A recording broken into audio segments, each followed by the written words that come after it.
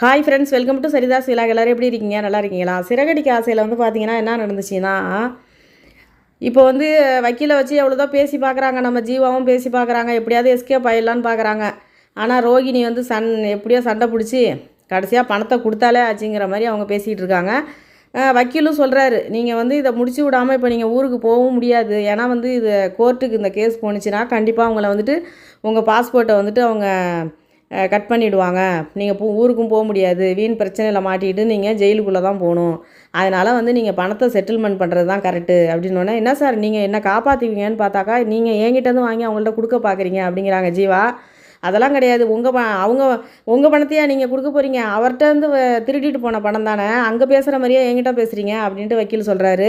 இப்போ என்ன தான் பண்ணுங்கிறீங்க? வேணால் பணத்தை கொடுத்துருங்க, பிரச்சனையை முடிச்சிடலாம் அப்படின்னு சொன்னோன்னே, சரி நான் கொடுத்துட்றேன் அப்படின்னு சொல்கிறாங்க. இப்போ வந்து என்னான்னு கேட்டிங்கன்னா, இந்த 27 லட்சமும் இப்போ மனோஜ் அக்கௌண்ட்டுக்கு போட்டாங்க. மனோஜ் அக்கௌண்ட்டுக்கு ஜீவா அனுப்பிட்டாங்க. அப்படியே மனோஜுக்கு அப்படியே 32 பல்லும் தெரியுது. இப்போ ரோகிணிக்கு அதை விட சந்தோஷம் தாங்க முடியல. ஏன்னு கேட்டாக்கா, அவர் வார்த்தைக்கு வார்த்தை, ரோகிணி மாதிரி எனக்கு ஒரு அறிவுள்ள பொண்டாட்டி கிடச்சது எனக்கு பெரிய விஷயம். இந்த ஏமாளி ஜீவாவை நான் கல்யாணம் பண்ணியிருந்தேன்னாக்கா, இவன் சரியான ஏமாத்துக்காரி, இவளை நான் வந்து கல்யாணம் பண்ணியிருந்தேனாக்கா என் வாழ்க்கையே ஸ்பாயில் ஆகிருக்கும். எனக்கு இவளை வந்துட்டு இவளுடைய சுயரூபத்தை காட்டிட்டு எனக்கு ரோகிணி மாதிரி ஒரு நல்ல பொண்டாட்டியை கடவுள் கொடுத்துட்டாருன்னு வார்த்தைக்கு வார்த்தை மனோஜ் அதையே சொன்னோன்னா ரோகிணிக்கு அப்படியே உச்சி குளிர்ந்து போகுது. இப்போ என்னன்னு கேட்டிங்கனாக்கா, 27 லட்சம் அக்கௌண்ட் மனோஜ் அக்கௌண்ட்டுக்கு வந்துருச்சு. 27 லட்சமா? எக்ஸ்ட்ரா 3 லட்சம் கேட்டாங்க ரோகிணி. 27 லட்சத்தை இத்தனை நாளாக வந்து வாங்கி வச்சுக்கிட்டு எங்களுக்கு மன உளைச்சல் ஆளாக்குனதுனால 3 லட்ச ரூபா எக்ஸ்ட்ரா கொடுக்கணும்னு சொன்னால் 30 லட்ச ரூபா அக்கௌண்ட்டில் போட்டாங்க ஜீவா. இப்போ வந்து என்னன்னு கேட்டிங்கனாக்கா, இப்போ அவங்க 2 பேரும் கையெழுத்து போட்டாங்க, பணத்தை வாங்கிக்கிட்டோம் அப்படின்ட்டு. இப்போ ஜீவா பக்கம் கையெழுத்து போடுறதுக்கு ஆள் இல்லை. இந்த பக்கம் என்னென்னா, வெளியில் நிற்கிறாங்க நம்ம முத்துவும் மீனாவும். ஸ்கூட்டியை எடுக்கிறதுக்கு டிராஃபிக் போலீஸ் வருவார் அப்படின்னு சொல்லிட்டு வெளியில் நின்றுட்டு இருக்காங்க.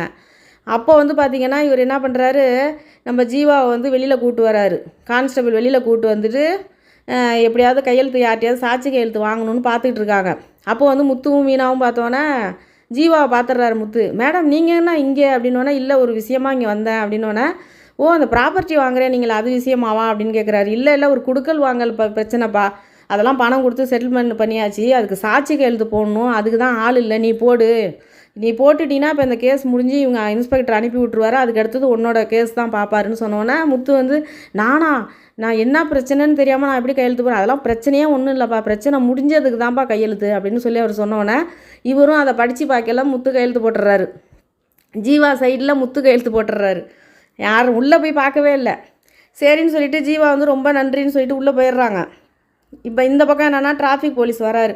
வந்தோடனே, சார் ப்ளீஸ் சார், தெரியாமல் நோ பார்க்கிங்கில் வண்டியை நிறுத்திட்டோம், எப்படியாவது வண்டியை கொடுத்துருங்க சார் அப்படின்னு மீனாவும் முத்துவும் கெஞ்சினோடனே, சரி உள்ளே வாங்கன்னு சொல்லிவிட்டு அவர் உள்ளே கூப்பிட்டு போயிடுறாரு. சைடில் இந்த பக்கம் நம்ம ரோகிணியும் மனோஜும் பணத்தை வாங்கிக்கிட்டு அவங்க வெளியில் போயிட்டாங்க. இந்த பக்கம் இவங்க போய் 500 ரூபா வண்டி ஃபைன் கட்டிட்டு இவங்க வெளியில் போயிடுறாங்க. மீனா வந்துட்டு வண்டியில் போயிடுறாங்க. முத்து காரை எடுத்துகிட்டு அவர் போயிடுறாரு. இப்போ இவங்க 2 பேரும் போயிட்டு ஐஸ்கிரீம் சாப்பிட்றாங்க உட்காந்து, நம்ம ரோகிணியும் மனோஜும். அப்போ வந்து என்னன்னாக்கா, முத்து எத்தனை நாள் நான் அசிங்கப்படுத்தினான், இந்த பணத்தை வந்துட்டு நான் ஏமாற்றிட்டு போயிட்டேன்னு, இந்த பணத்தை கொண்டே அவன் மூஞ்சில் தூக்கி எறிகிறேன்னு சொல்லி மனோஜ் வீரவசனம் பேசுகிறாரு. நம்ம கிரிமினல் இருக்காங்களே, நம்ம ரோஹிணி விட்டுருவாங்களா? அவங்க உடனே சொல்கிறாங்க, மனோஜ் நீ படித்து தான் டிகிரி வாங்கினியா, டிகிரி சர்டிஃபிகேட்டு, இல்லை சும்மா பணம் கொடுத்து வாங்கினியா? கொஞ்சமாவது உனக்கு மூளை இருக்கா, அறிவு இருக்கா, யோசிக்கிறியா? நமக்கு இவ்வளோ நாள் பணம் இல்லாமல் கஷ்டப்பட்டுக்கிட்டு இருந்தோம், இப்போ தான் பணம் கையில் வந்திருக்கு. இந்த பணத்தை போய் நீ முத்துக்கிட்ட கொடுக்க போகிறேங்கிற, நீ முத்துக்கிட்ட அந்த பணத்தை கொண்டே கொடுத்தாக்கா அவங்க எல்லாம் பிரித்து எடுத்துக்குவாங்க, அதுக்கப்புறம் உங்ககிட்ட என்ன இருக்கும், நீ எப்படி வேலைக்கு போவ அப்படின்னோடனே, ஆமாம் இல்லை அப்படின்னா, ஆமாவா, நீ கொண்டு போயிட்டு இந்த பணத்தை இப்போதைக்கெல்லாம் கொடுக்க வேணாம், நம்ம வந்துட்டு இதை வச்சு நீ வந்து வேலைக்கு போயிடு கனடாவுக்கு, அதுக்கப்புறம் வந்து நீ சம்பாரிச்சதுக்கப்புறம் அந்த பணத்தை ரிட்டர்ன் கொடுத்துக்கலாம், அது வரைக்கும் இந்த பணம் கிடச்சதை சொல்ல வேணாம் வீட்டில் அப்படின்னு ரோகிணி ஐடியா கொடுக்குறாங்க. சரின்னு சொல்லிவிட்டு இங்கேருந்து என்னன்னாக்கா, அந்த பணம் கட்டுறதுக்காக அங்கே போகிறாங்க. அந்த வேலை கொடுக்குறேன்னாங்களா கனடாவில் வேலை, அந்த ஆஃபீஸுக்கு போகிறாங்க, அந்த கம்பெனிக்கு. அங்கே போனோன்னா அந்த சிஓ ஒருத்தர் உட்காந்துருக்காரு, ஒரு சார், அவரை பார்த்து பேசுகிறாங்க. இந்த மாதிரி நான் பணம் எடுத்துகிட்டு வந்திருக்கேன், செக்காக கொடுத்துருவா இல்லை கேஸாக கொடுத்துருவான்னு, நீங்கள் எப்படி கொடுத்தாலும் அந்த வேலை கிடைக்காது உங்களுக்குங்கிறாரு அவர். என்ன சார் சொல்கிறீங்க அப்படின்னா, ஆமாம் நீங்கள் பணம் கட்டுறதுக்கு லேட் ஆகிடுச்சி, இன்னொருத்தர் வந்துட்டு பணம் கட்டிட்டு அவர் கிளம்பிட்டார், அவர் கனடா போயிட்டார், அடுத்த வாரம் அவர் வேலையிலே ஜாயின் பண்ண போகிறாரு, என்ன சார் நீங்கள் எனக்கு அந்த தகுதி இருக்குதுன்னு சொன்னீங்க, அதனால தான். நீங்கள் பணம் கட்டலையே, நான் என்ன பண்ண முடியும்? அவர் வந்தார், அவர் இன்டர்வியூவில் செலக்ட் ஆனார், பணத்தை உடனே கட்டிட்டாரு, அவங்க உடனே அனுப்பிட்டோம், நாங்கள் என்ன பண்ண முடியும்? வேறு ஏதாவது வாய்ப்பு இருந்தால் நான் உங்களுக்கு சொல்கிறேன் அப்படின்னு சொல்லிடுறாரு. இதோட மனோஜ் ரொம்ப டல்லாக வெளியில் வராரு. வெளியில் வந்தோடனே இவங்க ரோஹிணி சொல்கிறாங்க, கவலைப்படாத மனோஜ், இப்போ வந்துட்டு நம்ம கையில் பணம் இல்லை, இப்போ 30 லட்ச ரூபா பணம் வச்சுருக்கோம். அந்த 30 லட்சத்துக்கு வந்து என்ன பிஸ்னஸ் பண்ணணுமோ அதுக்குரிய பிஸ்னஸை நம்ம ஆரம்பிச்சிடலாம். ஆனால் வீட்டில் கேட்பாங்களே ஏது பணம்னு கேட்டால் என்ன பண்ணுறது அப்படின்னோடனே, எங்கள் அப்பா அனுப்புனாருன்னு நான் சொல்லிடுறேன்னா, உங்கள் அப்பா தான் ஜெயிலில் இருக்காரு என்னென்னா, எங்கள் அப்பா ஒரு ஃப்ரெண்டு மூலியமாக அனுப்புனாருன்னு நான் நம்புகிற மாதிரி வீட்டில் போய் சொல்லிடுறேன். 15 லட்சம் கொடுத்துருக்காங்கன்னு நான் போய் சொல்கிறேன். நீ அதை வந்துட்டு ஆமான்னு சொல்லு. நீ வந்து 30 லட்சமும் நம்ம வீட்டில் சொல்ல வேணாம், 15 லட்ச ரூபா இப்போ கொடுத்துருக்காரு, அதுக்கப்புறம் கொஞ்சம் பணம் தரேன்னு சொல்லியிருக்காருன்னு நான் வீட்டில் போய் சொல்லி நம்ப வச்சிட்றேன்னு ரோஹிணி ஐடியா கொடுக்குறாங்க. உடனே மனோஜ் ஏதோ பண்ணு அப்படின்னு சொல்லி மனோஜ் வந்து ரோஹிணிக்கிட்ட ஓகே சொல்கிறாரு. இதோட சிறகடிக்க ஆசையை முடிச்சிருக்காங்க. அதான் வந்து எப்படி பாருங்கள், ஜீவாகிட்டேருந்து பணத்தை வாங்கிட்டு ரோஹிணியை பாருங்கள், அவங்க இல்லாத அப்பா பணம் கொடுத்தாராம். முத்து இருக்கார் பாருங்க, இப்போ நாளைக்குன்னு போட்டு காட்டுறாங்க. எல்லோரும் உட்காந்து டைனிங் டேபிளில் சாப்பிட்டுக்கிட்டு இருக்காங்க. சாப்பிட்டுக்கிட்டு இருக்கும்போது இவங்க இந்த பணம் எங்கள் அப்பா 15 லட்ச ரூபா பணம் கொடுத்தாருன்னு ரோஹிணி எல்லார்ட்டையும் சொல்லிகிட்டு இருக்காங்க. மனோஜ் வந்து இதுக்கப்புறம் என்னை யாரும் வேலை இல்லைன்னா கிண்டல் பண்ண முடியாது, நான் வந்து 15 லட்ச ரூபா என் அக்கௌண்ட்டில் வந்துருச்சு அப்படின்னு சொன்னோன்னா முத்து உடனே ப்ரில்லியண்ட்டாக யோசிக்கிறாராம். என்ன சொல்கிறாரு, அது எப்படி அவன் பொண்ணுக்கு அனுப்புகிறவரு அவன் பொண்ணோட அக்கௌண்ட்டில் அனுப்பாமல் உன்னோட அக்கௌண்ட்டில் எப்படி 15 லட்ச ரூபா அனுப்புனாரு அப்படின்னு சொல்லி இவர் கண்டுபிடிச்சிட்டாரு நம்ம முத்து. சரி கண்டுபிடிக்கிறாரு, இதெல்லாம் கண்டுபிடிக்கிறாரு, வீட்டில் உள்ள பிரச்சனைலாம் கண்டுபிடிக்கிறாரு. ஒருத்தவங்க வந்து போலீஸ் ஸ்டேஷனில் சாட்சி கையெழுத்து கேட்குறாங்கன்னா எதுக்கு கேட்குறாங்க, என்ன கேட்குறாங்க, என்ன பிரச்சனை, இந்த பிரச்சனைக்கும் இதுக்கும் என்ன சம்மந்தம், என்ன ஏன் கேட்குறாங்கன்னு நம்ம படித்து பார்க்க மாட்டோமா? பக்கத்தில் நம்ம மீனா நிற்கிறாங்களே அவங்க சுத்த வேஸ்ட்டு. சமைச்சி போடுறதும் பூ கட்டுறதும் இது மட்டும் இருக்கக்கூடாது.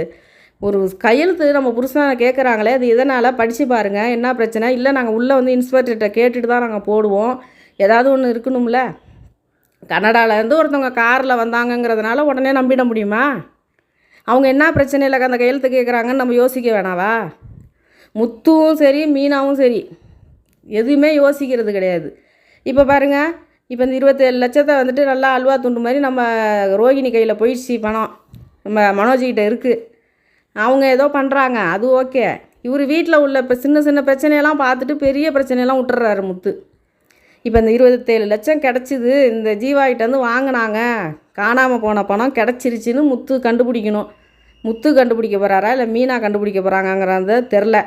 ஆனால் அந்த பணத்தை கண்டுபிடிச்சாச்சுன்னா அதை பிரிச்சுருவாங்க. கண்டிப்பாக முத்து விட மாட்டார், எப்படியாவது பிரிச்சுருவார், இல்லை அவங்க அப்பா கையிலே இருந்தால் நீயே வச்சிங்கன்னு கொடுத்துருவாரு.